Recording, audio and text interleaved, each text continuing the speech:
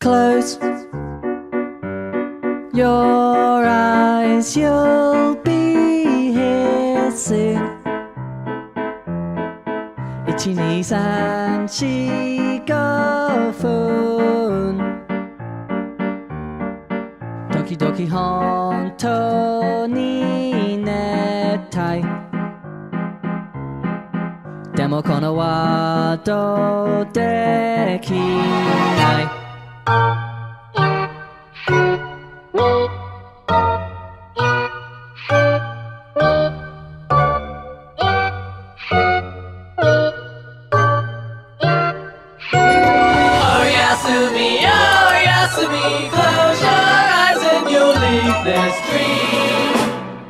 The OMORI effect is a term I coined in 2018, but now the game's out. I've been waiting for OMORI for a really long time, and with the same game taking such a long time to make, my completion of it was much more fulfilling than anyone who just picks it up. This game has always been on the back of my mind, and it has been attributed to my YouTube channel in more ways than one. It's the reason why my channel grew in the first place. It's the reason why people keep asking me if I'm the guy that quote-unquote made that one OMORI video. It's the reason why I've talked on the Discord server for years and have the third most amount of messages. I'm a longtime follower of this game, and it's finally out now. And here's what I have to say about OMORI.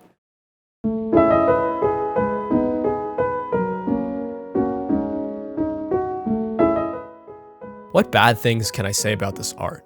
I think it's one of the reasons this game took so long to make. It's because of how the art is hand-drawn, not to mention the sprite work on top of that. There are numerous animated sequences in the game that makes it feel beyond your average RPG Maker game.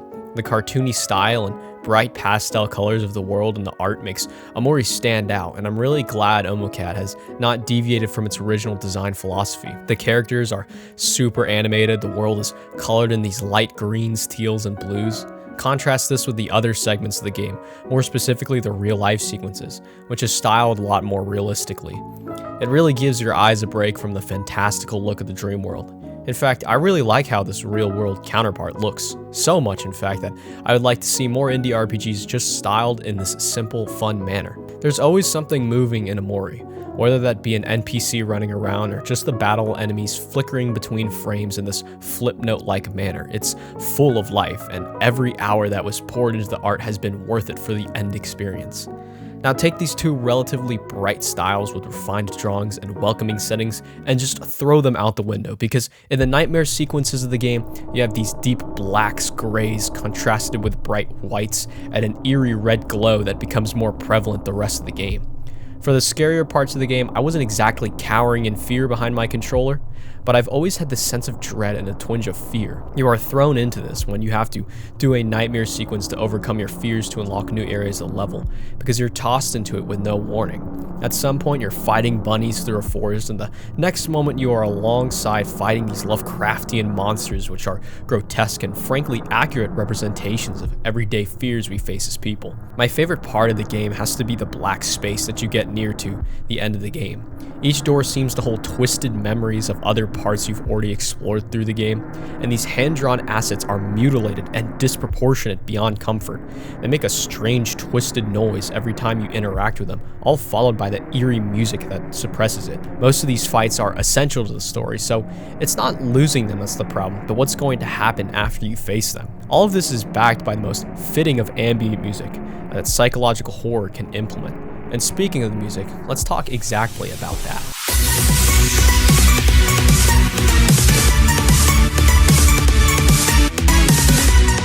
The music is a similar story to the art, bubbly and goofy in one moment and hauntingly unnerving in the next moment. The difference with this one is that in a channel that mainly focuses on music, I feel a much deeper connection when listening to the tracks of this game. The game sports a variety of music, all of which are executed wonderfully into their fights. Normally, I would like to categorize music into three parts: normal fights, boss fights, and sequential. Normal fights have probably the happiest music in the game, usually goofy in tone with a simple loop that ties it all together, from fighting bunnies or sprout moles. You could use these songs for a ringtone for all I care, they're just that catchy. Boss fights, on the other hand, is where the composers really get to flex their prowess. They're grandiose and epic, teeming with life. These boss fights aren't exactly a walk in the park, So trading blow for blow with this kind of boss music in the background actually got some adrenaline rushing. The last part of the music, sequential music, is music that I like to say progresses the game further into the story. Usually any nightmare sequence and fights that are usually only supposed to garner one result, such as a fight with Basil in the final boss. Most of the time these sequential tracks are something slow, ambient, and scary. Combined with the art, the music is wholly unique. I haven't really played much other indie RPG games, so this type of music in particular is refreshing and albeit new for me. I can't really relate this music to any other games I've played. For all intents and purposes, this music is just OMORI music. It's not Earthbound inspired or Ruminate inspired, it's just its own thing.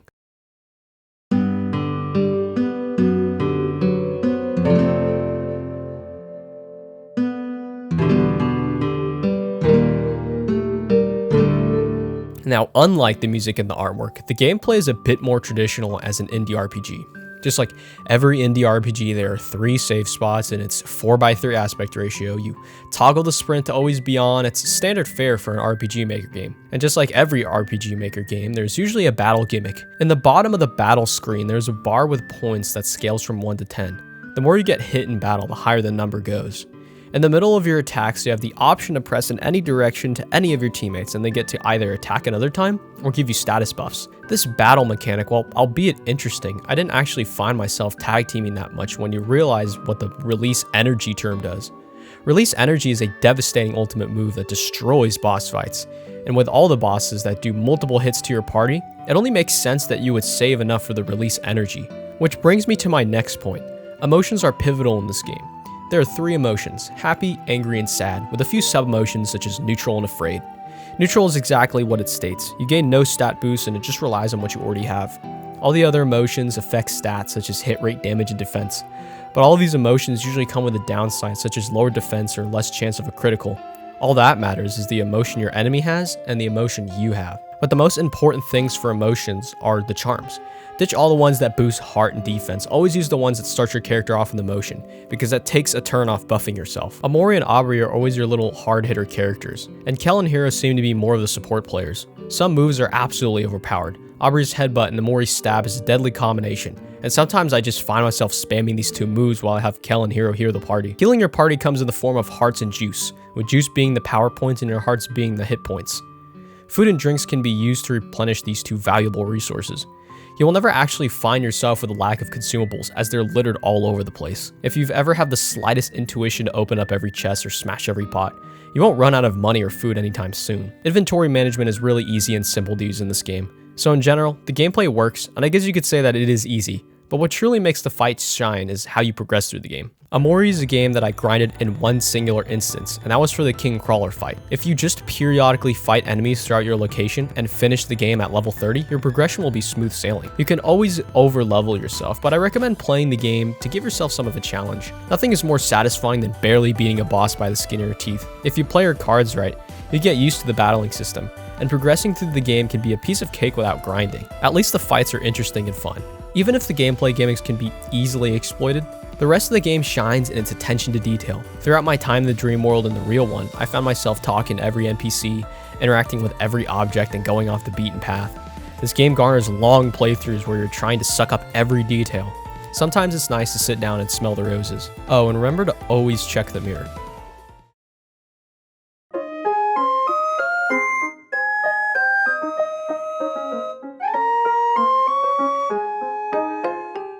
There are so many things to say about this game's story. For as rich as its music and art is, nothing sucked me more into this game than its incredible storytelling. You start off in the dream sequence and enter a wonderful world with your friends and your older sister. In this world, you go on a crazy adventure to find your best friend Basil. And this is where I can say like 3/4 of the game resides. But just a few hours in, you notice that the dream world is exactly that, a dream. You wake up in the middle of the night to find your true self, canonically named Sunny.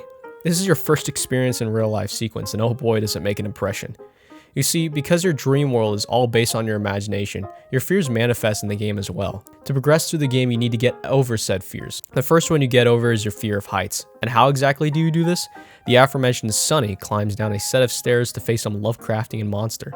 This is called a fear, and it manifests itself in these fights. Every time you face one of them, you access new parts of the dream world and gain new abilities to use in real life fights. You go through this 2 more times with your fear of bugs and your fear of drowning. Now that I explained that, The real life sequences have you go through when you wake up in the morning. You're greeted by Kel, who wants to hang out with you a few days before you move away from your hometown forever. Apparently for some reason, you're this shut-in who barely interacts with your real friends anymore, as your imaginary ones seem to be better to your liking. You have the option to hang out with Kel, and if you refuse his offer, you go down the Hikikomori route, which is another video for another topic. But if you answer the door, you get to meet him, explore the town, and see what your dreams manifested from real life. Every time you wake up, you're essentially introduced to a character's real life counterpart. You spend your real life sequences trying to get your old group of friends together. You meet Aubrey and a whole subplot is dedicated to you trying to get her back as a friend since you were a shut-in. Hiro comes back from college and Basil's happy to see you, albeit a bit uncomfortable every time you talk to him. Remember that. Every time you go back to bed, you're in a dream world looking for Basil. In essentially the last fight of the dream world where you fight your way out of a giant whale, your friends completely forget about searching for Basil. Only then you will understand that to find Basil, a real-life connection has to be made. Focusing in real life, you come to know that your sister, Mari, is not there as you adventure through your real-life sequences. Why is this? Well, it's because Mari, your loving sister and save point girl, is dead in real life. And her death, which was caused by suicide, was a huge blow to the friend dynamic in your group. Under all this tension and stress, you spend your real life sequences trying to get the gang back together, and eventually you do. Once you do get your friends together, you realize it's your last day together, and the gang wants to spend it with Basil. You go over to his house and he isn't there. This is because he's checking on his grandma, who isn't doing so well in the hospital. So you wait through the whole night at his house to talk to him and fall into your last dream sequence. Things are turning out to be good after all. Or are they? You see, throughout the game, you collect these keys to play Hangman, and near the end of the Dream World sequences, after the last boss, you get the final key for Hangman as it welcomes you to black space. It's really cryptic, and although it's the part of the game with arguably the least amount of actual gameplay, it captivated me the most. Here's where you find out the truth about Mari, your friends, and yourself. You find some photos on the floor, and in a bloody trail you follow and piece it together. Mari didn't hang herself. Someone else did that, and that someone was you. You see, for some context, Mari was a perfectionist and always played the piano, and Sunny would see this as an opportunity to play the violin with her, to spend more time with her. Mari and Sunny get ready for a concert to play, and she is tough on you. So much, in fact, your hands bleed from playing the violin too much. You throw your violin down the stairs in frustration as Mari scolds you. You try to leave, but she stands in front of your way, and in an act of rage, you push her down the stairs. She falls into her violin and stops moving. You realize what you just did was an awful mistake. And no matter what you did to get Mari to wake up, she couldn't. You open up the toy chest in the backyard where everyone used to hang out, and you and Basil hang Mari to cover up your accidental murder. The same sister who brought your friends together, the sister who saved you from drowning, the one who cared and loved for you is dead, and it's all your fault. And this realization lingers with you and Basil as you both have this horrific black blob follow you throughout the game. This blob, this something, represents your guilt and festers and toys with your head.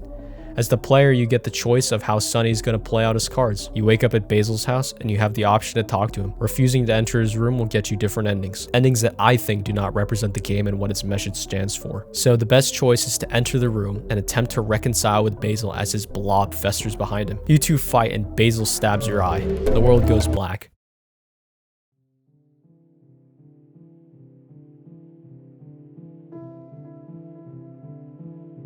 This is your final dream sequence. You quite literally go down a trip towards memory lane, and all the photos in the photo album you had the whole game are now made into playable sequences. At the end of the road, you are greeted by your friends and a stage, the stage you and your sister were supposed to play at. Your friends give you one last words of encouragement before you face the final boss, which is you. Yes, you are the final boss of the game. And playing as Sunny, you have to defeat Omori, the part of you that fabricated your whole dream world to avoid the real one. The one that killed your sister, all your flaws combined. And as you use all the abilities you learned against Omori, you still lose. You always lose this fight, and the game over screen is all you see. You can try this fight again, but what's the point? You know you're going to lose. Or are you? You hit the continue button and instead of fighting, you can play something. And in this moment, the true game shows its colors.